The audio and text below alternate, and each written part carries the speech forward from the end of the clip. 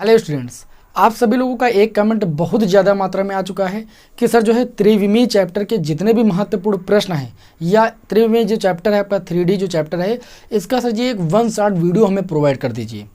तो आप लोगों की कमेंट के आधार पर मैं आप लोगों के समक्ष ये महत्वपूर्ण क्लास ले रहा हूँ। इस महत्वपूर्ण क्लास से आपके एग्ज़ाम में इस चैप्टर से आने वाला कोई भी क्वेश्चन नहीं छूटने वाला है। आप बिल्कुल भी टेंशन न लें, ठीक है। मैंने आप लोगों को पढ़ाने के लिए बताया था कि मैं किसी भी चैप्टर के क्वेश्चन नहीं छोड़ूंगा। महत्वपूर्ण प्रश्नों की श्रृंखला में मैंने प्लेलिस्ट को भी क्रिएट कर दिया है। प्लेलिस्ट का लिंक आपको डिस्क्रिप्शन में मिल जाएगा। आप सारी क्लासों को कर डालिए एग्जाम के पहले, ठीक है। उसके बाद आपका एग्जाम देखना कितना बेस्ट जाने वाला है। तो आज की क्लास में बिना टाइम को लॉस किए हुए हम इस चैप्टर को शुरू करते हैं। और सबसे पहले इस चैप्टर के कुछ मैं आप लोगों को महत्वपूर्ण सूत्र बताऊंगा और उसके बाद मैं आप लोगों को छोटे से लेकर बड़े तक जितने भी महत्वपूर्ण प्रश्न हैं इस चैप्टर के मैं आप लोगों को यहाँ पर इस क्लास में सॉल्व कराने वाला हूँ। चलिए आज की क्लास को शुरू करते हैं। तो आज की क्लास में हम सबसे पहले महत्वपूर्ण सूत्र को डिस्कस करेंगे। तो सबसे पहला देखिए, सूत्र को ध्यान से सुनिएगा और इच्छा होगी तो कॉपी पर जरूर नोट कर लीजिएगा, क्योंकि रटने से सूत्र नहीं याद होता है। आप जब उसको लिख कर देखोगे तो ऑटोमेटिक आपको वो सूत्र याद हो जाएगा। आप उस पर आधारित जब क्वेश्चन को सॉल्व करोगे वो ऑटोमेटिक सूत्र याद हो जाएगा। क्लियर हुई बात। तो यहाँ पर देखिए, पहला सूत्र आपका ये है कि दो बिंदुओं, एक बिंदु P दे दिया जाए जिसके निर्देशांक x1, y1, z1 हो। एक बिंदु Q दे दिया जाए जिसके निर्देशांक x2, y2, z2 हो को मिलाने वाली रेखा की दिक्कोज्याएं अगर L, M, N क्रमशः हों तो जो L का मान होता है वो x2 - x1 बटे PQ होता है। PQ क्या है? P और Q बिंदु के बीच की दूरी है। आप सभी लोगों ने क्लास 11th में पढ़ा है। दो बिंदुओं के बीच की दूरी बराबर √x2 - x1 का whole square plus y2 - y1 का होल स्क्वायर और प्लस z2 - z1 का होल स्क्वायर। जब तीन बिंदु होते हैं तो ये सूत्र लगाते हैं, दो बिंदु होते हैं तो ये वाला पोर्शन पीछे वाला हट जाता है, बस z2 - z1 का होल स्क्वायर, ठीक है ना। तो इस तरीके से L का जो मान हो जाएगा x2 - x1 बटे PQ और M का मान जो हो जाएगा y2 - y1 बटे PQ और N का जो मान हो जाएगा z2 - z1 बटे PQ।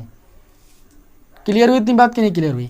दो बिंदु दे दिए जाएं और उनकी दिक्कोज्याएं निकालने के लिए बोला जाएगा तो आपको ये सूत्र लगा देना है। क्लियर हुई बात। बात करें दूसरे महत्वपूर्ण सूत्र की, तो बिंदु, एक बिंदु दे दिया जाए, ठीक है, उसका आप स्थित सदिश बना लीजिएगा, उसको वेक्टर ए से प्रदर्शित कर दें से होकर जाने वाली तथा सदिश वेक्टर बी के समांतर सरल रेखा का समीकरण का सूत्र होता है vector R = vector A plus lambda vector B, जहां जो लैम्डा है वो आपकी एक अदिश राशि है, ठीक है ना। आपको एक बिंदु दे दिया जाए से जाने वाली तथा सदिश वेक्टर बी के समांतर रेखा का समीकरण निकालना हो तो आपको वेक्टर R बराबर लगाना है सूत्र vector A plus lambda vector B, जहां लैम्डा जो है वो आपकी एक अदिश राशि है। आगे कंडीशन पढ़ लीजिए, यदि रेखा की दिक अनुपात आपको a, b, c दिए जाएं तथा बिंदु आपको x1, y1, z1 से होकर जाती है ये बताया जाए, ठीक है, एक रेखा है उसके अनुपात दे दिए जाएं और वह बिंदु x1, y1, z1 से होकर जाती है तो इसका जो कार्तीय समीकरण होता है वो x - x1 बटे a होता है बराबर y - y1 बटे b होता है बराबर z - z1 बटे c होता है। इस पर भी आधारित कई बार क्वेश्चन आपके एग्जाम में आ चुका है, मैं अभी आप सभी लोगों को सॉल्व कराऊंगा, ठीक है। तो ये आज की क्लास का हमारा दूसरा महत्वपूर्ण सूत्र था। उम्मीद है कि आप सभी लोग इस सूत्र को याद रखोगे, ठीक है। चलिए बढ़ते हैं अपने इस क्लास के तीसरे महत्वपूर्ण सूत्र की ओर, ठीक है। सूत्रों को समझना बहुत जरूरी है। जब आप सूत्र नहीं तैयार करते हो तभी आप सभी लोगों को जो चैप्टर है वो कठिन लगता है। चलिए आज के क्लास के तीसरे सूत्र की ओर बढ़ते हैं। तो आज के क्लास का सूत्र नंबर हमारा 3 होगा। सूत्र नंबर 3 में क्या बोला जा रहा है कि मान लीजिए दो बिंदु हैं, हम थोड़ा आपको बोल के बताते हैं, यहाँ पर लिखेंगे तो बड़ा समय लगेगा। दो बिंदु हैं, ठीक है, और दो बिंदुओं के मान लीजिए स्थित सदिश हमने निकाल लिए वेक्टर R1 और वेक्टर R2, ठीक है। जैसे मान लीजिए एक बिंदु दे दिया गया 2, 3, 4, हमको इसका स्थित सदिश निकालना है तो हम 2i प्लस का 3j प्लस 4k ऐसे लिखेंगे, ये इसका स्थित सदिश हो जाएगा। तो इस स्थित सदिश को R1 वेक्टर से लिख दिया, दूसरा जो स्थित सदिश उसको R2 वेक्टर से लिख दिया गया, ठीक है। अब बोला जाए से होकर जाने वाली, से होकर जाने वाली रेखा का समीकरण, रेखा का समीकरण इसका सूत्र क्या होता है? इसका सूत्र होता है R vector equal to R1 vector plus का लैम्डा और ब्रैकेट के अंदर R2 वेक्टर माइनस का R1 वेक्टर। आप सभी को पता है कि R1 और R2 क्या है? स्थित सदिश हैं दो बिंदुओं के। क्लियर हुई इतनी बात? यह सूत्र भी आप सभी को याद होना चाहिए। लेकिन अगर आपको यहाँ पर आगे जैसे मैंने इसका भी कार्तीय समीकरण यहाँ पर इस तरीके से बताया, वैसे यहाँ पर आपको दो बिंदु दिए जाएं, ध्यान दीजिएगा, इसको यहाँ पर रफ कर रहे हैं। आपको दो बिंदु दिए जाएं और स्थित सदिश निकालने के पश्चात होकर जाने वाली रेखा का समीकरण आप इस सूत्र से ज्ञात कर सकते हो। लेकिन मान लीजिए आपको जो दो बिंदु दिए गए हैं वो आपको दिए गए हैं, पहला बिंदु दिया गया है x1, y1, z1 और दूसरा बिंदु दिया गया है x2, y2, z2। दो बिंदु दिए गए हैं, ठीक है। और आपसे इनका पूछा जाए कार्तीय रूप क्या होगा, इन दोनों से होकर जाने वाली रेखा का कार्तीय समीकरण क्या होगा, तब आपको स्थित सदिश नहीं निकालना है, तब आपको सूत्र लगाना है x माइनस x1 बटे में x2 माइनस x1 बराबर y माइनस y1 बटे में y2 minus y1 z minus z1 बटे में z2 माइनस z1। आई बात समझ में? जब आपको दो बिंदु दे दिए जाएं, उनके स्थित सदिश दिए जाएं वेक्टर R1 वेक्टर R2, तब उससे होकर जाने वाले रेखा का समीकरण निकालना हो तो R वेक्टर बराबर R1 vector plus lambda bracket के अंदर R2 वेक्टर माइनस का R1 वेक्टर। लेकिन अगर दो बिंदु दिए जाएं, ठीक है, से होकर जाने वाली रेखा का कार्तीय समीकरण निकालना हो, सूत्र लगाएंगे x माइनस x1 बटे में x2 माइनस x1 बराबर y माइनस y1 बटे में y2 minus y1 z minus z1 बटे में z2 माइनस z1। क्लियर हुई इतनी बात कि नहीं क्लियर हुई? ये आज की क्लास का तीसरा सूत्र था, सूत्र नंबर 4। एकदम महत्वपूर्ण सूत्र ही यहाँ पर बता रहे हैं। जैसे मान लीजिए दो विषमतली रेखाएं दे दी जाए, एक दे दिया जाए vector R equal to vector A1 plus का लैम्डा वेक्टर B1 दे दिया जाए, और एक रेखा का समीकरण दिया जाए, विषमतली रेखा का समीकरण दिया जाए vector R equal to A2 vector plus का लैम्डा वेक्टर B2, ये दे दिया जाए, और बोला जाए के बीच की न्यूनतम दूरी ज्ञात कीजिए। इस पर आधारित भी क्वेश्चन आता है, के बीच की न्यूनतम दूरी।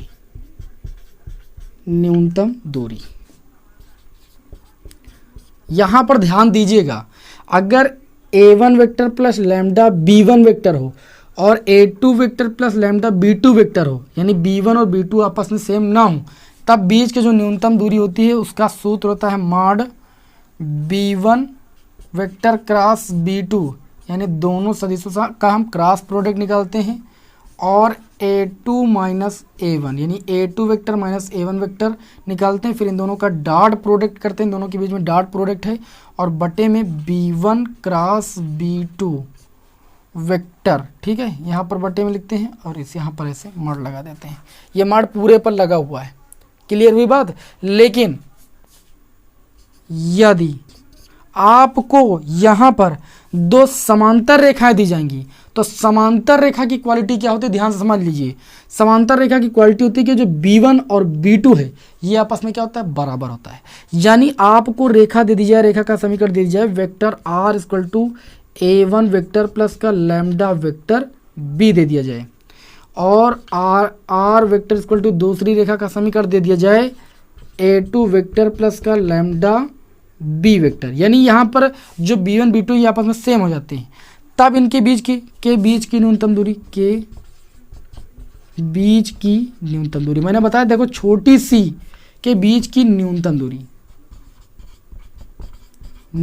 दूरी थोड़ा सा भाई अंतर होता है और इसी में भाई कंफ्यूजन हो जाता है, ठीक है। यहाँ पर B1 B2 बराबर नहीं, तब बीच की न्यूनतम दूरी B1 cross B2 dot A2 minus A1 और बटे में B1 क्रॉस B2। लेकिन अगर दो समांतर रेखा, यहाँ पर अगर B1 और B2 बराबर नहीं है तो हम बोलेंगे विषमतली रेखाएं, और यहाँ पर ये आपस में बराबर, इसका मतलब यहाँ पर हम क्या बोलेंगे, समांतर रेखाएं। ये क्या है, समांतर रेखाएं। बोला जाए कि समांतर रेखाएं कब होंगी, जब B1 B2 आपस में बराबर होंगे। तो यहाँ पर इसका भी सूत्र इधर लिख देते हैं। सूत्र लिख दे रहा हूँ, बहुत ज़्यादा सूत्र नहीं लिखाएंगे, ठीक, इतने सूत्र लिखाएंगे कि एग्जाम में इन्हीं से क्वेश्चन आपके एग्जाम में आ जाएगा, बस इतना ध्यान रखिएगा। जो क्वेश्चन यहाँ पर सॉल्व कराएंगे बस इन्हीं से आ जाएगा, ठीक है। तो इसके बीच की न्यूनतम दूरी, बस सूत्र यही रहेगा। देखिए थोड़ा सा चेंज हो जाएगा। क्या चेंज हो जाएगा? बीच की न्यूनतम दूरी हो जाएगी mod b1 vector cross a2 minus a1 vector लगा दीजिएगा, और बटे में b वेक्टर, इस पूरे का मॉड। फर्स्ट फर्क इतना है कि यहाँ पर b1 b2 अलग अलग था, तो b1 vector cross b2 vector लिख दिया था, और यहाँ पर केवल b वेक्टर लिख दिया, क्योंकि b1 b2 सेम हो गया है। ठीक है, ये इसका सूत्र हो गया। चलिए, ये हमारे इस क्लास का था सूत्र नंबर, कौन सा था भाई? सूत्र नंबर 5 था। अब बढ़ते हैं अपने सूत्र नंबर 6 की ओर। 6 नहीं, ये 4 था। 1 2 3 4 5 6। अब 6 की ओर बढ़ते हैं। ये 4 था या 5 था?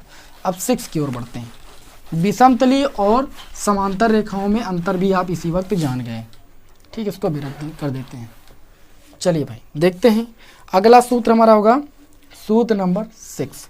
सूत्र नंबर 6 में ये बताया जा रहा है कि बिंदु, आपको बिंदु दे दिया जाए x1, y1, z1, है ना, से जाने वाले और समतल का समीकरण निकालना। बहुत इंपॉर्टेंट, समतल का समीकरण। एक बिंदु x1, y1, z1 दिया जाए, से जाने वाले समतल का समीकरण निकालना हो तो सूत्र लगाओगे a x minus x1 plus b, ठीक है, y minus y1 plus c z minus z1 equal to 0। बहुत इंपॉर्टेंट सूत्र है भाई, इसको नोट कर लीजिए यहाँ पर। ठीक है, बिंदु x1, y1, ये x1 है, y1, z1 से जाने वाले समतल का समीकरण का सूत्र होता है ax minus x1 plus b y minus y1 plus c z minus z1। ठीक है, बहुत ही इंपॉर्टेंट सूत्र है। चलिए, ये हमारी इस क्लास का क्वेश्चन नंबर सूत्र नंबर 6 था। सूत्र नंबर 7 की ओर बढ़ते हैं। सूत्र नंबर 7 में बोला जा रहा है कि बिंदु अगर आपको दिया जाए x1, y1, z1 तथा दूसरा बिंदु एक दिया जाए आपको, बिंदु ना दिया जाए, से एक समतल दे दिया जाए, से समतल ax plus by plus cz plus d बराबर 0 पर, है ना, लंब की माप निकालनी हो। क्या निकालना हो? लंब की माप। तो लंब की माप P बराबर कितना आपका हो जाएगा? माड के अंदर ax1 plus by1 plus cz1 plus d, और अपान में हो जाएगा under root a square plus b square plus c square. ठीक है, बिंदु x1, y1, z1 से समतल ax plus by plus cz plus d equal to 0 पर लंब रेखा की जो माप का सूत्र होता है वो आपका होता है ax1 plus by1 plus cz1 plus d upon में under root a square plus b square plus c square.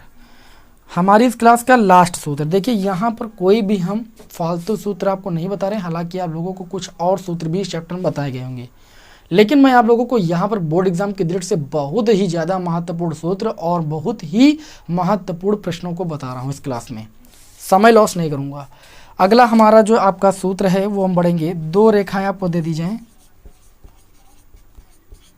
दो रेखाएं vector r equal to vector a plus का लैम्डा वेक्टर b1, ठीक है, और दे दिया जाए एक रेखा का समीकरण वेक्टर r इक्वल टू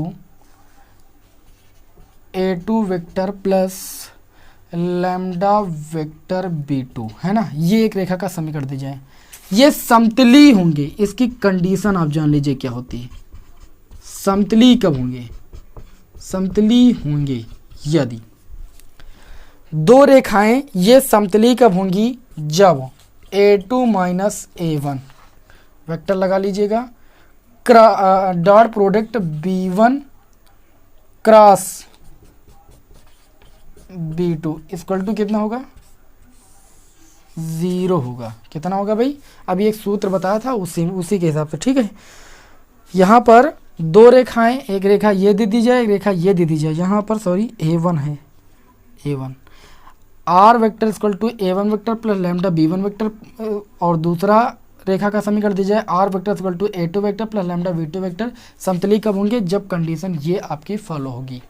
ठीक है, इस 15 मिनट की क्लास में मैंने आप लोगों को महत्वपूर्ण सूत्र बताए। अब बढ़ते हैं इसी क्लास में आगे इस चैप्टर के महत्वपूर्ण प्रश्नों की ओर, है ना। चलिए शुरू करते हैं भाई। उम्मीद करता हूं कि आप सभी लोगों को 8 सूत्रों में से 4 तो याद ही होंगे, क्योंकि इतना मैंने स्लोली बताया है भाई। ठीक है, चलिए बढ़ते हैं आज के क्लास के पहले क्वेश्चन की ओर भाई। हालांकि और भी इसमें सूत्र हैं, एग्ज़ाम बहुत ही नज़दीक है, पता है आप सभी को। आज की क्लास का सबसे महत्वपूर्ण क्वेश्चन, छोटा सा क्वेश्चन मैंने लिया है आपकी स्क्रीन पर। यदि किसी सरल रेखा की दिक् को जाएं L, M, N है तो सिद्ध कीजिए कि L² plus M² plus N² equal to 1। ये प्रश्न कई बार बोर्ड एग्जाम में आ चुका है, इसलिए मैंने इसको पहले लिया है। ठीक है, तो जैसे मान लीजिए आपको यहाँ पर देखिए इस क्वेश्चन के लिए अगर हम बात करें, यदि किसी सरल रेखा के द्विघानुपात, यदि आप सभी को पता है यदि किसी सरल रेखा के द्विघ अनुपात, ठीक है, A, B व C हूँ तो जो दिक्कोज्या L होती है, ठीक है, दिक्कोज्या L होती है वो plus minus A upon under root A² plus B² plus C² के बराबर होती है। जो M होती है दिक्कोज्या वो B plus minus B upon under root A² plus B² plus C² होती है। और जो LMN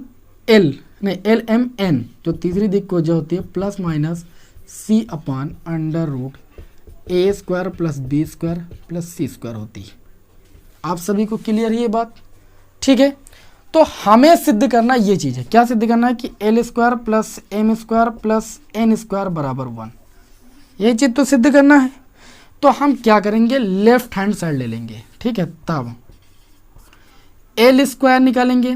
देखिए L² plus M² plus N², L इसका स्क्वायर करेंगे A² अपान में, इसका स्क्वायर करेंगे अंडर रूट हट जाएगा A² plus B² plus C² plus लगाएंगे। M का स्क्वायर करेंगे तो B² अपान में अंडर रूट हट जाएगा A² plus B² plus C² हो जाएगा, प्लस इसका स्क्वायर करेंगे C² अपान में अंडर रूट हट जाएगा A² plus B² plus C²।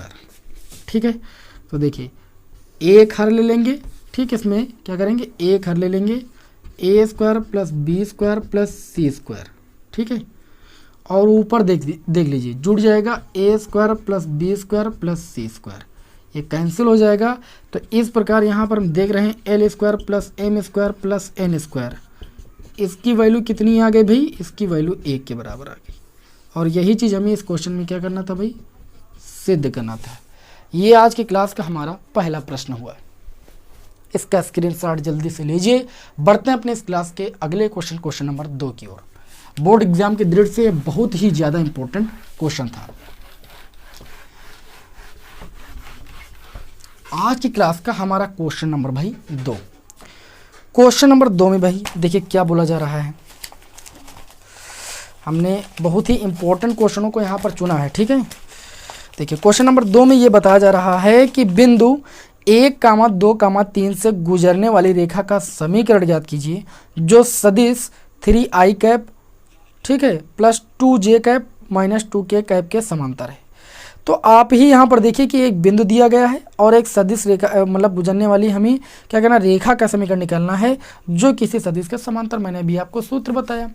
तो यहाँ पर आपको इस क्वेश्चन नंबर 2 में कुछ करना नहीं लिखा है।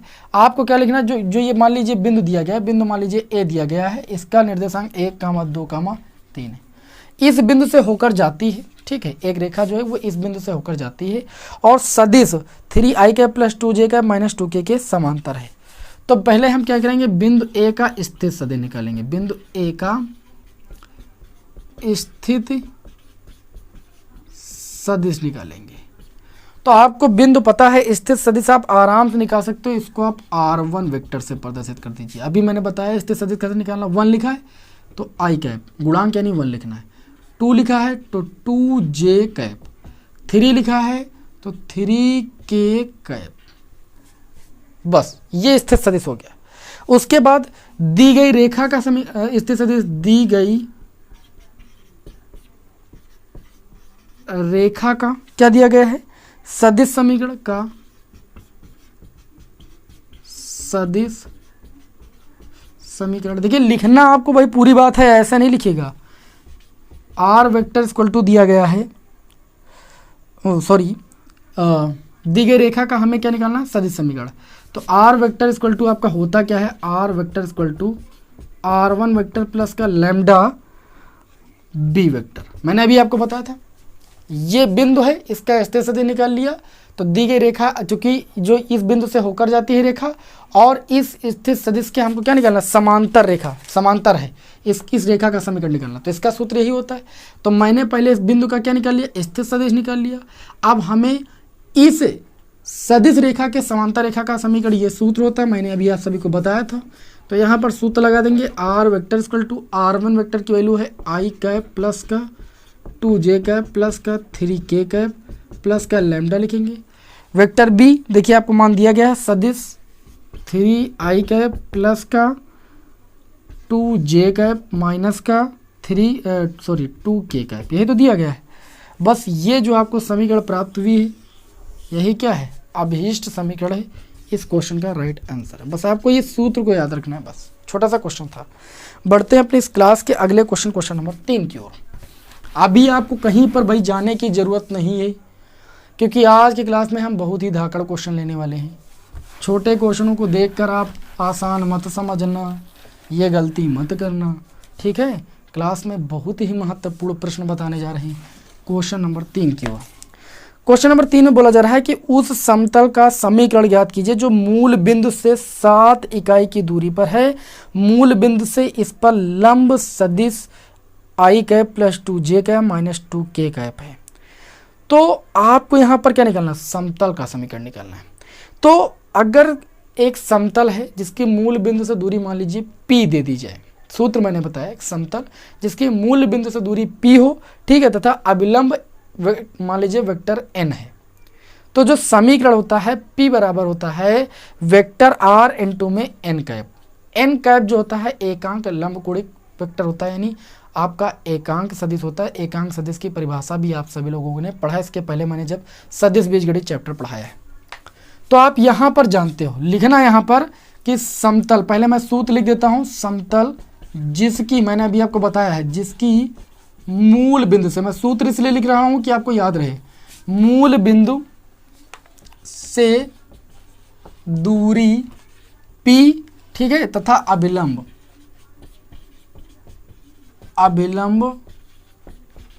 n वेक्टर है का समीकरण।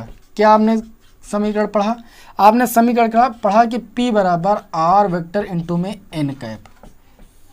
n कैप एकांक, इसका सूत्र होता है वेक्टर n अपान में मॉड वेक्टर n। एकांक सदिश की परिभाषा से पढ़ा कि नहीं पढ़ा, यहाँ पर लिख लीजिएगा जहाँ, ठीक। तो चलिए यहाँ पर p मूल बिंदु से दूरी है, कितना दिया गया है, p का मान 7 दिया गया है। n कैप का मान कितना दिया गया है, n कैप का मान यहाँ पर दिया नहीं गया है, n वेक्टर का मान दिया गया है। तो इसको लिख लेते हैं पहले, उसके बाद n कैप का मान निकालना पड़ेगा। n वेक्टर का मान दिया गया है आई कैप प्लस का 2j कैप माइनस का 2k कैप, इसको लिख लिया मैंने यहाँ पर। अब चलिए निकाल लेते हैं तब n कैप, सूत्र में n कैप है, n कैप का सूत्र होता है n वेक्टर की वैल्यू है आई कैप प्लस का 2j कैप माइनस का 2k कैप, बटे में जो n वेक्टर है उसका मॉड निकालना। तो मॉड निकालने के लिए अंडर रूट लगाते हैं, i के गुणांक का स्क्वायर प्लस j के गुणांक का स्क्वायर प्लस k के गुणांक का स्क्वायर यानी माइनस 2 का स्क्वायर। तो ये हो जाएगा आई कैप प्लस का 2j कैप माइनस का 2k कैप, बटे में 2 का स्क्वायर 4 1 5 और 5 4 9, अंडर रूट 9 का मान हो जाएगा 3। इसको अलग अलग करेंगे तो ये आपका हो जाएगा 1/3 आई कैप और प्लस 2/3 j कैप और माइनस का 2/3 k कैप, ठीक है ना। अब हमने n कैप का मान निकाल लिया। अब हम सूत्र जानते हैं, सूत्र होता है p बराबर, p का मान कितना है 7, या वेक्टर r इंटू में n कैप बराबर p भी लिख सकते हैं। तो वेक्टर आर लिख दीजिए, एन कैप की वैल्यू आ गई है वो लिख दीजिए 1/3 आई कैप प्लस 2/3 जे कैप माइनस 2/3 के कैप बराबर पी का मान कितना भाई 7। बस यही आपके इस क्वेश्चन का आंसर हो जाएगा। बताइए भाई बात समझ में आई कि नहीं आई? जी बिल्कुल बात समझ में आ गई होगी, हमारे समझ से कोई दिक्कत नहीं होनी चाहिए, ठीक है ना। आप चाहो तो थोड़ा सुव्यवस्थित कर सकते हो, 3 हल लेकर उधर गुणा करा सकते हो, 7 की 21 हो जाएगा, बाकी अब इतना काम कर सकते हो। तो चलिए बढ़े अपने इस क्लास के अगले क्वेश्चन नंबर 4 की ओर, ठीक है।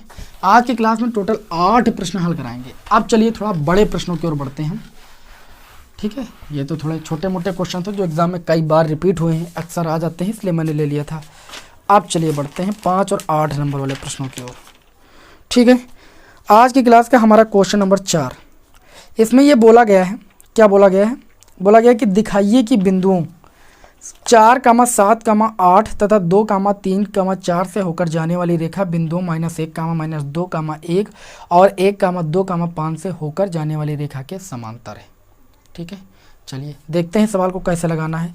तो आपको क्या करना है, सबसे पहले यहाँ पर बिंदु जो दिया गया है ए, एक बिंदु दिया गया है, पहले देखिए 2 बिंदु दिए गए हैं 4, 7, 8। एक बिंदु बी दिया गया है जिसके निर्देशांक कितने हैं 2, 3, 4, ठीक है।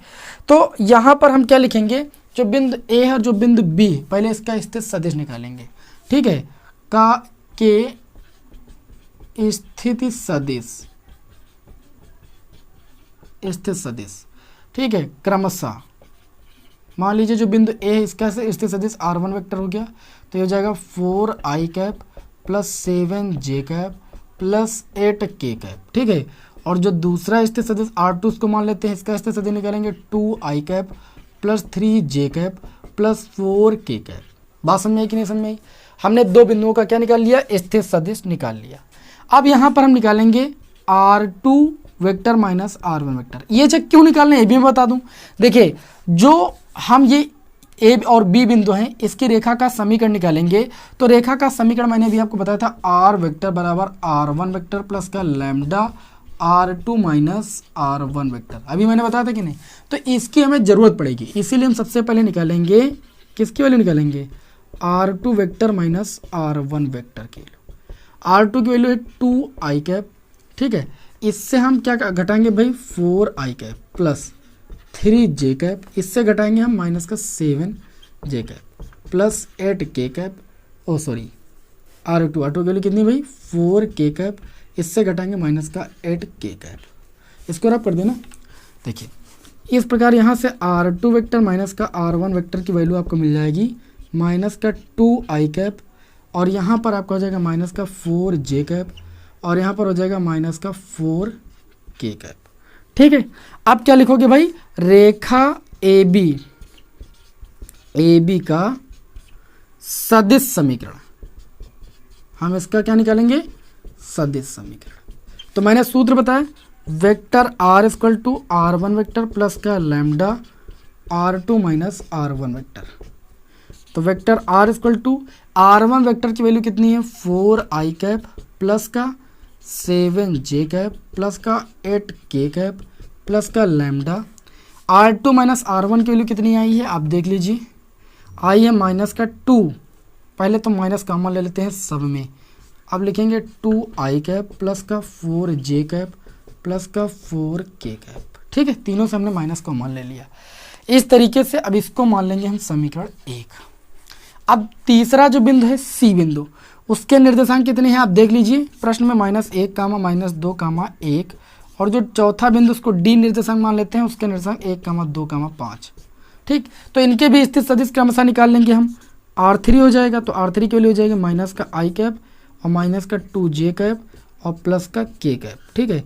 और r4 इसका स्थित सदिश निकालेंगे इस बिंदु का, तो ये आपका हो जाएगा i कैप प्लस का 2j कैप प्लस का 5k कैप, इस तरीके से निकाल लेंगे।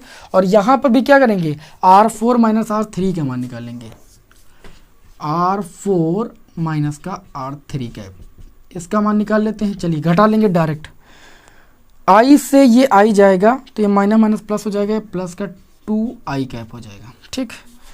2j से ये 2j जाएगा, प्लस का 4j कैप हो जाएगा, ठीक। 5k से ये क्या जाएगा प्लस का 4k कैप हो जाएगा। अब हम क्या निकालेंगे, जो सी और डी बिंदुओं को मिला CD रेखा का हम क्या निकालेंगे, CD रेखा का सदिश समीकरण। सूत्र मैंने अभी आप सभी को बताया, क्या होता है, R वेक्टर इक्वल टू, यहाँ पर अब R3 हो जाएगा, पहले ही R3 हो जाएगा प्लस का लैम्डा, या आप यहाँ पर म्यू लिख दीजिए, वैसे भी अदिश राशि R4 cap vector minus R3 vector, cap नहीं लगाना, R4 vector minus R3 vector, इस तरीके से मैंने सूत्र लगा दी।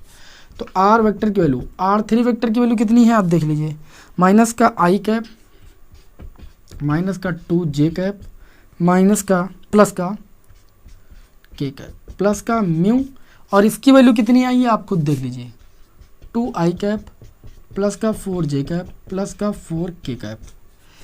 अब आप ध्यान से देखिए, आपको प्रश्न में ये बताया जा रहा था कि दिखाइए कि इन चारों दो बिंदुओं से होकर जाने वाली रेखा इन बिंदुओं के होकर जाने वाली रेखा के समांतर है। मैंने बताया कि दो रेखाएं समांतर कब होती हैं, मैंने अभी बताया था कि जब vector R equal to R1 plus lambda B vector होना चाहिए यहाँ पर, और R वेक्टर बराबर R2 vector plus lambda B vector होना चाहिए। आप ये चीज़ देखिए, तो ये चीज़ और इसको समीकरण आप पहले दो मान लीजिए, इसमें आप देखिए तुलना कीजिए इस समीकरण से, तो R1 के स्थान पर आप माइनस का लैम्डा B वेक्टर है कि नहीं है। उसके बाद यहाँ पर देखिए भाई, यहाँ पर भी आप देख सकते हो कि ये चीज़ आपकी मैच कर रही कि नहीं मैच कर रही, जी भी बिल्कुल मैच कर रही है, यानी B वेक्टर आपस में क्या है भाई, सेम है। आप समीकरण 1 व 2 से ये चीज़ देख सकते हो, सेम है या नहीं है बताइए। आप लिखोगे समीकरण 1 व 2 से जो AB रेखा है, AB रेखा CD रेखा के समांतर है, क्या है, समांतर है। इस प्रश्न में आपको यही चीज़ यहाँ पर क्या चीज़ दिखानी थी, बताइए आप समझ गए कि नहीं, कैसे दिखाना। दो बिंदु दिए जाएं, उनके स्थित सदिश मान लीजिए, स्थित सदिश निकालने के पश्चात उन दोनों का अंतर यानी R2 माइनस R1 निकाल लीजिए, उसके बाद उस रेखा का सदिश समीकरण निकाल लीजिए, फिर जो अन्य दो बिंदु दिए गए हैं उनके स्थित सदिश निकाल के उस रेखा का समीकरण निकाल लीजिए, और दोनों में देखिए क्या वेक्टर B आपस में सेम है, तो वो दोनों रेखाएं परस्पर क्या होंगी, समांतर होंगी। यही चीज़ आपको इस प्रश्न में दिखानी थी। उम्मीद करता हूं कि आप सभी लोग इस प्रश्न को अच्छे तरीके से समझ गए होंगे। चलिए अब इस क्लास के बढ़ते हैं अगले क्वेश्चन की ओर। ये हमारी इस क्लास का क्वेश्चन नंबर 4 था। बढ़ते हैं अपनी इस क्लास के क्वेश्चन नंबर 5 की ओर। क्वेश्चन नंबर 5 की ओर बढ़ते हैं। आज की क्लास का क्वेश्चन नंबर 5, प्रश्न को ध्यान से पढ़िए, ठीक है। प्रश्न में क्या बोला जा रहा है, ऐसे ही प्रश्न आपके एग्जाम में आएगा। जस्ट क्वेश्चन नंबर 5 में देखिए कितना भैया इंपॉर्टेंट क्वेश्चन लिया मैंने, थोड़ा सा छोटा पड़ेगा लेकिन बहुत ही सरल तरीके से मैं बता दूंगा। बोला जा रहा है कि दर्शाइए कि बिंदु 2, 3, 4 और -1, -2, 1 और 5, 8, 7 ये क्या है, संरेख है। 2015 में जब तीन बिंदु संरेख होते हैं तो त्रिविमीय ज्यामिति चैप्टर के क्वेश्चन को कैसे सॉल्व करते हैं, उनमें क्या होना चाहिए, जो अनुपात होना चाहिए वो समान होना चाहिए, यानी समानुपातिक होना चाहिए, अनुपात समानुपाती होना चाहिए। तो यहाँ पर देखिए एक बिंदु पहले मान लेते हैं P दिया गया, 3 का कितना दिया गया, 2, 3, 4, इसको लिख लेते हैं 2, 3, 4। दूसरा बिंदु दिया गया, इसको Q मान लीजिए, इसके निर्देशांक दिए गए हैं -1, -2, 1। और तीसरा बिंदु मान लीजिए आपका QR दिया गया है, इसके निर्देशांक दिए गए हैं 5, 8, 7। हमें इन तीनों बिंदुओं को संरेख दिखाना है, ठीक है। तो हम क्या करेंगे, सबसे पहले PQ रेखा के द्विग अनुपात क्या निकालेंगे, द्विग अनुपात। सूत्र क्या होता है देखिए, इसको आप x1 मानिए, y1 और z1, x2 y2 z2। द्विग अनुपात होता है x2 माइनस x1 और y2 minus y1, z2 minus z1। देखिए x2 माइनस x1 कितना होगा, -1 -2 माइनस का 3 हो जाएगा, y2 minus y1 -2 minus 3 minus का 5 हो जाएगा, z2 माइनस z1 1 और माइनस का 4, है ना, यही तो है। देख लेते हैं, बिंदु आपके यही दिए गए हैं, जी हाँ बिंदु तो आपके यही दिए गए हैं। तो देखिए भाई 1 से 4 जाएगा माइनस का 3, इसी प्रकार QR रेखा के क्या निकाल लेंगे हम, द्विक अनुपात निकाल लेंगे।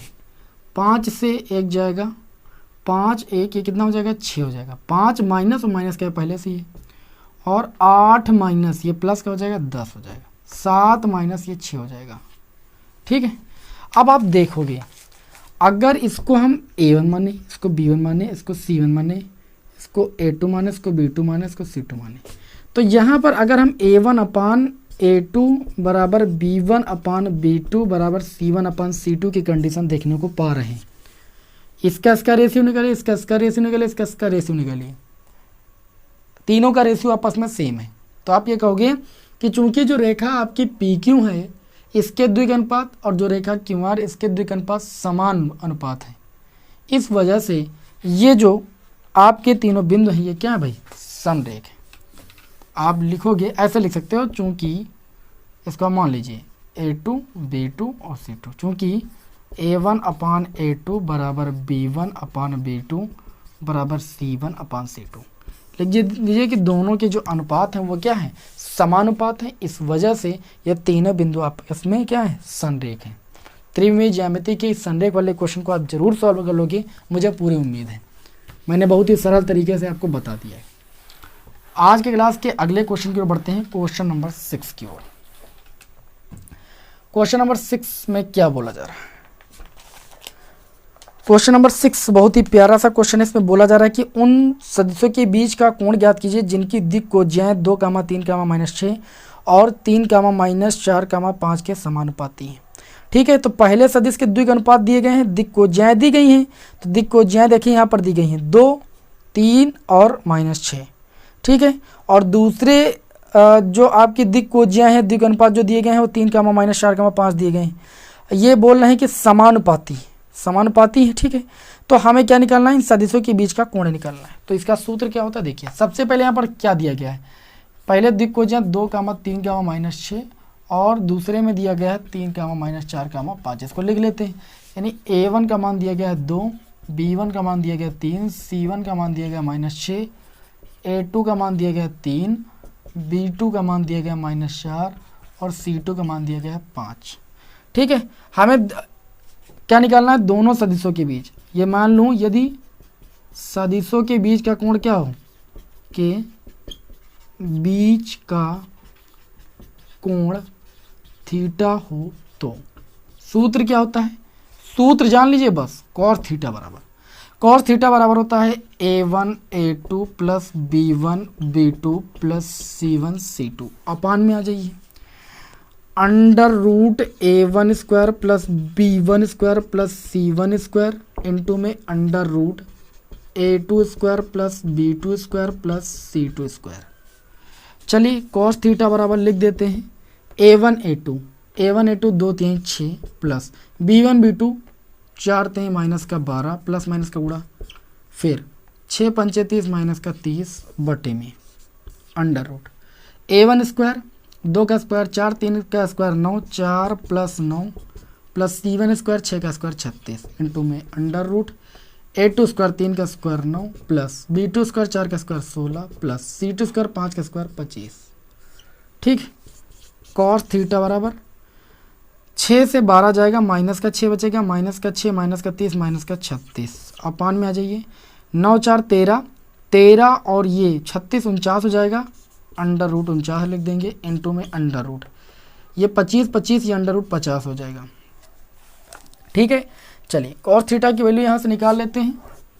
cos थीटा बराबर माइनस का 36 अपान में अंडर रूट 49 का मान हो जाएगा 7, 50 का निकालेंगे तो 25 गुणे 2 ले सकते हैं, यानी ये आपका आ जाएगा 5 रूट 2।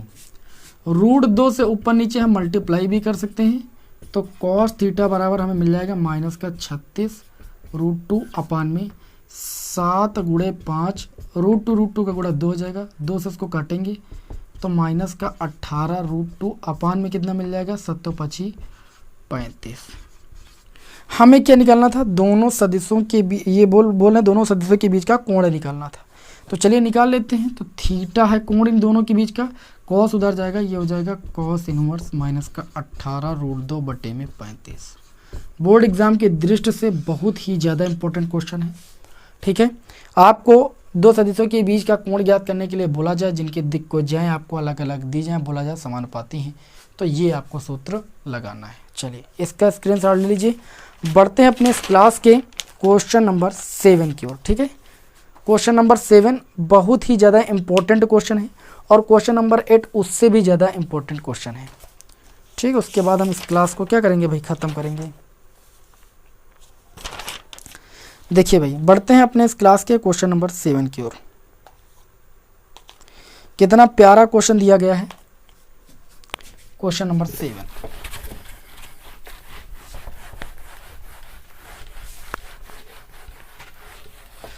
क्वेश्चन नंबर 7 में बोला जा रहा है कि बिंदु जिसका स्थित सदिश दिया गया है 2i कैप माइनस का j कैप प्लस का 4k कैप के से होकर जाने वाली सदिश i cap plus 2j cap minus k cap के समांतर रेखा का सदिश हम कार्तीय समीकरण ज्ञात कीजिए। मैंने कहा था ना कार्तीय समीकरण पूछा जाता है। तो यहाँ पर देखिए सबसे पहले दिया क्या गया है, आपको दिया गया है, ये क्वेश्चन नंबर 7 है, r1 वेक्टर की वैल्यू दी गई। कितनी दी गई है, 2i कैप माइनस का j कैप प्लस का 4k कैप, ये दिया गया है प्रश्न में। से होकर जाने स्थित सदिश को r1 वेक्टर से लिखते हैं, होकर जाने वाली तथा सदिश दूसरा सदिश दिया गया है जिस सदिश के समांतर उसको b से लिखते हैं। सूत्र में आप सभी लोगों ने पढ़ा है, i कैप प्लस का 2j कैप माइनस का k कैप, इस सदिश के क्या है, समांतर है। तो अभीष्ट रेखा का समीकरण, अभीष्ट रेखा का समीकरण माइनस का सूत्र बताया है, अभी बताया, क्या बताया, r vector equal to r1 vector plus का लैम्डा वेक्टर b। तो r vector equal to r1 vector की वैल्यू है 2i कैप प्लस माइनस का j कैप प्लस का 4k cap plus lambda vector b की वैल्यू कितनी है, i cap plus का 2j कैप माइनस का k कैप, लिख दिया माइनस को। ठीक है, अब यहाँ पर हम क्या करेंगे, देखिए यहाँ पर मैंने क्या निकाल लिया, अभीष्ट रेखा का समीकरण निकाल लिया।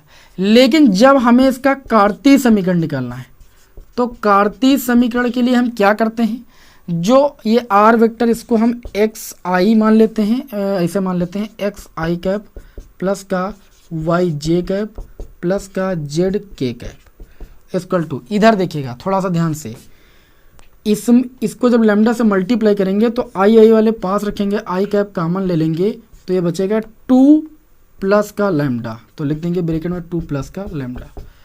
लैम्डा से गुणा कराएंगे और जे कॉमन लेंगे, जे कैप, तो ये आपका बचेगा माइनस का 1 प्लस का 2 लैम्डा माइनस का 1। ठीक है, जब के कॉमन लेंगे के कैप, तो यहाँ पर देखिए माइनस का लैम्डा बचेगा प्लस का 4 बचेगा, 4 प्लस का लैम्डा। इस तरीके से हम लोग यहाँ पर ये चीज़ सारी लिख देंगे। थोड़ी सी गलती हुई है क्या, माइनस का के है ना, तो 4 माइनस का लैम्डा बचेगा, 4 माइनस का लैम्डा बचेगा। ठीक है ना, चलिए अब तुलना करेंगे, क्या करेंगे भाई, तुलना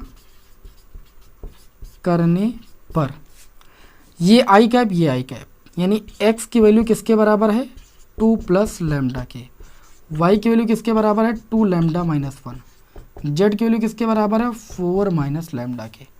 तीनों में लैम्डा की वैल्यू निकालेंगे तो यहाँ से लैम्डा की वैल्यू आ जाएगी x माइनस 2, यहाँ से लैम्डा की वैल्यू आ जाएगी, कितनी आ जाएगी, y प्लस 1 अपान में 2, यहाँ से लैम्डा की वैल्यू कितनी आ जाएगी, 4 माइनस का z। लैम्डा की वैल्यू आ गई। अब हम करेंगे क्या, यहाँ पर कुछ और नहीं करेंगे, इन तीनों को आपस में बराबर दिखा देंगे। ठीक है, तीनों लैम्डा के बराबर हैं, तब इन तीनों से आपका x माइनस 2 जो हो जाएगा, ये भी लैम्डा के बराबर है, y प्लस 1/2 के बराबर हो जाएगा, बराबर 4 माइनस z। इसके बट्टे में एक मान सकते हैं, इसके बट्टे में, यही भैया कार्तीय समीकरण। कार्तीय रूप मैंने अभी आपको यही बताया था, x माइनस x1 बट्टे में a बराबर y माइनस y1 बट्टे में b बराबर z माइनस z1 बट्टे में c। तो यही भैया कार्तीय समीकरण है। ठीक है, रेखा का अभीष्ट कार्तीय समीकरण है। अब चलिए इस क्लास के बढ़ते हैं क्वेश्चन नंबर 8 की ओर। ठीक है, देखिए क्वेश्चन पूछा जाता है 3 बिंदुओं से होकर जाने वाले रेखा का समतल का समीकरण, 3 बिंदुओं से होकर जाने वाले समतल का समीकरण। काफ़ी विद्यार्थियों ने इस क्वेश्चन पर कमेंट भी किया था। ठीक है, चलिए इस प्रश्न को इस क्लास में हम ले रहे हैं। मैंने बोला तो आप सभी से कि 8 प्रश्न बताएंगे, लेकिन हम आपको 9 प्रश्न बताएंगे। मैं नहीं चाहता कि आपके एग्ज़ाम में कोई भी प्रश्न का टाइप हमसे छूट जाए, आज की क्लास का क्वेश्चन नंबर 8 बोला जा रहा है कि बिंदुओं ए एक बिंदु दिया 2,2 माइनस 1, बी बिंदु दिया 3,4,2 और सी बिंदु दिया गया 7,0,6 से होकर जाने वाले समतल का समीकरण ज्ञात कीजिए। यहाँ पर 3 बिंदु गए हैं और मैंने अभी आपको बताया था एक बिंदु से होकर जाने वाले समतल का समीकरण मैंने अच्छे तरीके से आपको बताया A X minus x1 plus B Y minus y1 plus C Z minus z1। इसी प्रकार हम यहाँ पर क्या करेंगे, तीनों बिंदुओं से होकर जाने वाले पहले समतल का समीकरण निकालेंगे। चलिए निकालते हैं। पहला बिंदु यहाँ पर दिया गया है ए बिंदु, इसका निर्देशांक कितना है 2,2, माइनस 1। ठीक है, इससे जाने वाले क्या निकालेंगे, इससे जाने वाले समतल का समीकरण, जाने वाले समतल का समीकरण। सूत्र मैंने अभी आपको बताया, ए एक्स माइनस x1 के लिए कितनी 2 plus B Y minus y1 के लिए कितनी 2 plus C Z minus z1 की वैल्यू कितनी है -1 है प्लस का 1 बराबर कितना हो जाएगा 0। क्लियर हुई इतनी बात। उसके बाद यहाँ पर इसको हम मान लेंगे समीकरण। अब देखिए यहाँ पर हम क्या करेंगे, हमने बिंदु ए से जाने वाले समतल का समीकरण निकाल लिया। अब जो ये समतल का समीकरण है वो जो अन्य 2 बिंदु दिए गए हैं उनसे होकर जाता है। लिखेंगे चूंकि, ठीक है, चूंकि समतल जो ये 1 है वो बिंदु किससे होकर जाता है, एक बिंदु दिया गया है 3,4,2, ठीक है, और तीसरा बिंदु दिया गया है 7,0,6 से क्या होता है भाई, होकर जाता है। अगर होकर जाता है तो इसको संतुष्ट करेगा भाई। सूत्र लगाएंगे ए एक्स के स्थान पर कितना रखेंगे, पहले इस बिंदु को रखेंगे तो 3 - 2 प्लस बी वाई के स्थान पर 4 - 2 प्लस सी जेड के स्थान पर 2 प्लस 1 बराबर 0। इसको हल करेंगे तो ये ए हो जाएगा प्लस का 2b हो जाएगा प्लस का 3c बराबर 0 तथा ये समतल इस बिंदु से भी होकर जाता है। तो इस बिंदु से होकर जाने वाला हम क्या निकालेंगे, समीकरण निकालेंगे। इसी समीकरण में रख के ए एक्स के स्थान पर 7 रखेंगे, 7 - 2 हो जाएगा, ठीक, प्लस बी वाई के स्थान पर 0 - 2 हो जाएगा प्लस सी जेड के स्थान पर 6 प्लस 1 बराबर 0। यहाँ से समीकरण हमें मिल जाएगी, देखिए 7 से 2 जाएगा, कितना जाएगा 5a प्लस ये सॉरी आपका माइनस का 2b बचेगा और प्लस का 7c बराबर 0। इसको आप समीकरण 2 मानोगे, इसको आप समीकरण 3 मानोगे। अब बस आपको स्टेप यहाँ पर ध्यान रखना है। अगले स्टेप में क्या करना है, समीकरण 2 और 3 को वज्र गुणन खंड विधि से हल करने पर समीकरण 2 व 3 को वज्र गुणन खंड विधि से क्या करते हैं भाई, हल करते हैं। हल करने पर अब वज्र गुणन खंड विधि का देखिए फार्मूला आपको नहीं रटना है, लिखना है a अपान में। जब अब इन दोनों समीकरण को देखिए, जब a ले रहे हो तो इनके गुणांकों को छोड़ देना है, 2 - 2 3 और 7, 2 - 2 3 और 7 लिख देना, 3 और 7, फिर बराबर b बटे में जब b लोगे, ठीक, 3 7 लिखोगे, 3 7 या सूत्र डायरेक्ट लगा दीजिएगा, मैं आपको टेक्निक 3 और 7 लिखना है। उसके बाद इधर आ जाना है 1 और 5 लिखना है, 1 और 5, ठीक, चिन्ह के साथ लिखिएगा, गड़बड़ ना होने पाए बस, बराबर 1 बटे में जब 1 बटे लोगे तो ये सी वाला पूरा हट जाएगा, तो ये आपका बचेगा 1 5 लिखेंगे, फिर 2 - 2 लिखेंगे, 2 - 2। अब इसको हल कर लेते हैं, बस हल करेंगे। चलिए इसको हल करते हैं। ये आपका हो जाएगा a अपान 7 दूनी 14 माइनस सूत्र लगाएंगे, 3 दूनी 6, ये माइनस का 6 आएगा प्लस का 6 हो जाएगा, b अपान में 5 3 15 माइनस 7 एकम 7 बराबर 1 बटे में 2 1 का माइनस का 2 माइनस का 5 दूनी 10, a अपान में ये 20 हो जाएगा, b अपान में ये 8 हो जाएगा, 1 अपान में माइनस का 12 हो जाएगा। ठीक है, इतना आप सभी को यहाँ पर कर लेना है। इसको काट भी सकते हो आप, 4 पंचे 20, 4 दूनी 8 और 4 3 12, a अपान 5 बराबर b अपान 2 बराबर 1 बटे माइनस का 3। ठीक है, इतना मानने के पश्चात आपको करना क्या है, सॉरी यहाँ पर मैंने गलती की है, ये c अपान होना चाहिए, ठीक है, इसको हम k के बराबर मान लेते हैं। ठीक, तो यहाँ से a की वैल्यू आ जाएगी 5k, b की वैल्यू आ जाएगी 2k और c की वैल्यू आ जाएगी -3k। ठीक, जो भी ये वैल्यू आई इन तीनों वैल्यू को हम समीकरण 1 में रख देंगे। समीकरण 1 से a की वैल्यू यहाँ पर 5k रखेंगे तो 5k हो गया और x - 2 हो गया। b के स्थान पर रखेंगे 2k तो 2k हो गया और y - 2 हो गया, प्लस c के स्थान पर -3k रखेंगे, -3k हो गया, z + 1 बराबर कितना हो गया, 0 हो गया। मैंने समीकरण 1 में क्या किया, ए बी सी तीनों के मान हमने प्रतिस्थापित कर दिए। तो देखिए यहाँ पर के तीनों में कॉमन मिल जाएगा, 5 का गुणा करेंगे 5x, 5 दूनी कितना हो जाएगा 10। देखिए के तीनों में कॉमन लेकर उधर भेज देंगे तो 0 की तरफ हो जाएगा। 5x माइनस का 5 दूनी 10 प्लस का 2y माइनस का 4 2 दूनी और ये माइनस का 3z और 3 इक्का माइनस का 3 बराबर 0। ये आपका समीकरण मिल जाएगा 5x प्लस का 2y माइनस का 3z और माइनस का 10 माइनस का 4 माइनस का 14 माइनस 3 ये माइनस का 17 बराबर 0। इसको लिख लेते हैं। आपसे इस प्रश्न में क्या बोल रहा था, देखिए जरा आप ध्यान से। बोल रहा था कि तीन बिंदु से जाने वाले समतल का समीकरण। तो इस तरीके से निकालना। एक बार प्रोसेस आप सभी को और समझा देते हैं क्या करना है। आपको क्या करना है, सबसे पहले वाले बिंदु से होकर जाने वाले समतल का समीकरण सूत्र बताया था, उसको लिख लीजिएगा। क्योंकि ये जो समतल है ये अन्य दो बिंदुओं से होकर जाता है, इसलिए उसको सैटिस्फाइड करेगा। तो इस बिंदु से होकर जाता है, इस बिंदु से होकर जाता है, तो ये बिंदु हम इस समतल में रखते हैं। x के स्थान पर 3, y के स्थान पर 4 और z के स्थान पर 2। ठीक है, फिर इस बिंदु को इसी में रखते हैं, दो समीकरण बनाते हैं, दोनों समीकरण को हल करते हैं। हल करने के पश्चात हम a, b और c के मान निकालते हैं। a, b, c के जो मान आते हैं वो समीकरण 1 में रख देते हैं। k हट जाता है क्योंकि के मानी हुई वैल्यू होती है। अब जब हट जाती है उसके बाद जो हमें समीकरण प्राप्त होती है वही समतल की समीकरण हो जाती है। बात समझ में आई कि नहीं समझ में आई? चलिए एक क्वेश्चन और बताएंगे, लेकिन आप लोगों को पूरा नहीं बताएंगे, लेकिन बता पूरा देंगे। ठीक है, मतलब लगा कि यहाँ पर पूरा नहीं बताएंगे, लेकिन आपको हम हिंट दे देंगे। ये क्वेश्चन आपके एग्जाम में अक्सर जो है पूछ लिया जाता है। क्वेश्चन नंबर 8 में देखिए क्या बोला जा रहा है, बहुत ही इंपॉर्टेंट क्वेश्चन है। ओ सॉरी, क्वेश्चन नंबर ये 9 होगा, ठीक है ना। बहुत ही इंपॉर्टेंट क्वेश्चन है क्वेश्चन नंबर 9। चलिए इसको रफ कर देते हैं फिर।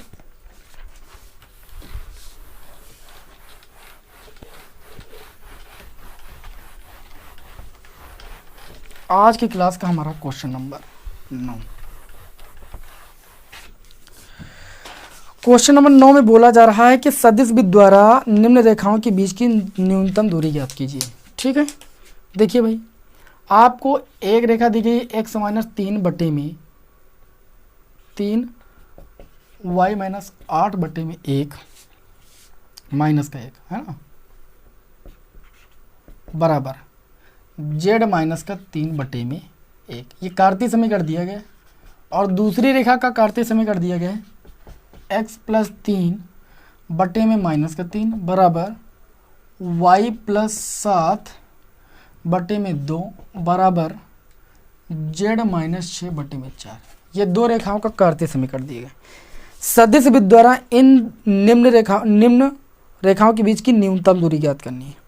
ठीक है, तो अगर हम बात करें तो जो पहली रेखा का समीकरण दिया गया है, ठीक है, इसमें जो बिंदु होगा वो 3, 8, अगर तुलना करेंगे x - x1 y - y1 z - z1 से, x1 y1 z1 की वैल्यू 3, 8, 3 आ जाएगी। ये रेखा जो होगी वो 3, 8, 3 से होकर जाती है। इसकी अगर दिक्कोज्जियाओं की बात करें तो दिक्कोज्जियाँ नीचे होती है ABC। ठीक है, पहली रेखा के अगर बिंदु की बात करें तो ये किस बिंदु से होकर जाती है, 3, 8, 3 से। और दूसरी रेखा किस बिंदु से होकर जाती है, यहाँ पर x - x1 -3 y - 1 -7 और 6, ये 6 इस बिंदु से होकर जाती है। इसके अगर द्विक अनुपात की बात करें तो इसके जो द्विक अनुपात हैं a, b, c की वैल्यू कितने हैं, 3, -1, 1, और इसके जो द्विक अनुपात है -3, 2 और 4। इस तरीके से निकाल लेंगे हम। ठीक है, ओ सॉरी, दिक्कोज्जियाँ है ना, दिक्कोज्जियाँ ये होती हैं ABC। उसके बाद यहाँ पर अगर हम बात करें तो आपको करना क्या है, इनके बीच की न्यूनतम दूरी निकालना है। तो न्यूनतम दूरी का सूत्र क्या होता है, ध्यान दीजिएगा। न्यूनतम दूरी का हम सूत्र लिख रहे हैं, उसके बाद आप खुद ही पूरा प्रोसेस समझ जाओगे। ये क्वेश्चन आता है एग्जाम में, पक्का है। न्यूनतम बीज की दूरी का फार्मूला होता है, अभी मैंने बताया था, B1 B2 क्रॉस होता है, इसका क्रॉस प्रोडक्ट होता है, ठीक है। और N2 में A2 माइनस A1 ये होता है, और बटे में आपका होता है B1 क्रॉस B2 का मॉड होता है। क्या होता है भाई?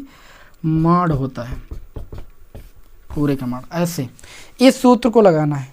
तो इस सूत्र को लगाने के लिए आप करोगे क्या? सबसे पहले ध्यान दीजिएगा, A1 की वैल्यू निकालोगे, ठीक है, A1 की वैल्यू निकालोगे, B1 की वैल्यू निकालोगे, A2 की वैल्यू निकालोगे, B2 की वैल्यू निकालोगे। अब A1 की वैल्यू कहाँ से निकालोगे? देखिए भाई, A1 की वैल्यू ये आपकी होगी 3i प्लस का 8j प्लस का 3k कैप, इस तरीके से निकालोगे। उसके बाद B1 की वैल्यू आपको निकालनी रहेगी, तो B1 की वैल्यू आप कैसे निकालोगे? B1 की वैल्यू 3i, ये देखो यहाँ पर लिखा हुआ है 3i कैप, इसका इस तरह से निकाल लीजिए, माइनस का j कैप और प्लस का k कैप। इसी प्रकार A2 की वैल्यू आप लिख लीजिए माइनस का 3i कैप माइनस का 7j कैप, ठीक है, और प्लस का 6k कैप। और B2 की वैल्यू कितनी दी गई है? माइनस का 3i कैप प्लस का 2j कैप और प्लस का 4k कैप। इस दिक क्वेश्चन से आपको A1 A2 B1 B2 की वैल्यू प्राप्त कर लेनी है। इतनी वैल्यू प्राप्त कर लिए तो आपको B1 क्रॉस B2 निकाल लेना है, वो वैल्यू आपको यहाँ पर रख देना। B1 क्रॉस B2 दो सदिशों का क्रॉस प्रोडक्ट करना मैंने आप सभी को अच्छे तरीके से बताया। A2 माइनस A1, इस सदिश से सदिश को घटाकर एक सदिश प्राप्त करना है, इन दोनों की वैल्यू रखकर यहाँ पर क्रॉस प्रोडक्ट दिखा डॉट प्रोडक्ट दिखा देना है। और जो आपका B1 क्रॉस B2 आएगा उसका आप मॉड निकाल लीजिएगा। फिर यहाँ पर दो सदिशों का डॉट प्रोडक्ट करने पर जो भी वैल्यू आएगी वो वैल्यू, ऊपर वाली वैल्यू और नीचे वाली वैल्यू का अनुपात जो होगा वही न्यूनतम दूरी होगी। बात समझिए कि नहीं समझाई? ठीक है, ये क्वेश्चन देखिए इंपॉर्टेंट है, आपके एग्जाम में कई बार पूछा जाता है न्यूनतम दूरी निकालने के लिए। ठीक है, उम्मीद करता हूँ कि आज की जो ये हमारी 1 घंटे की क्लास थी इसमें हमने आप सभी लोगों को त्रिविमीय ज्यामिति चैप्टर के जो भी क्वेश्चन बताए हैं आपके एग्जाम में इन्हीं में से कोई ना कोई टाइप आपके एग्जाम में आने वाला है। तो ये क्लास आप सभी के लिए बहुत ही ज़्यादा इंपॉर्टेंट थी। मुझे पूरी उम्मीद है कि आप एग्जाम में इस चैप्टर से यदि कोई क्वेश्चन आता है तो गर्दा उड़ा के रख दोगे। ठीक है, चलिए फिर आपको हम नेक्स्ट क्लास में मिलेंगे। जय हिंद, वंदे मातरम।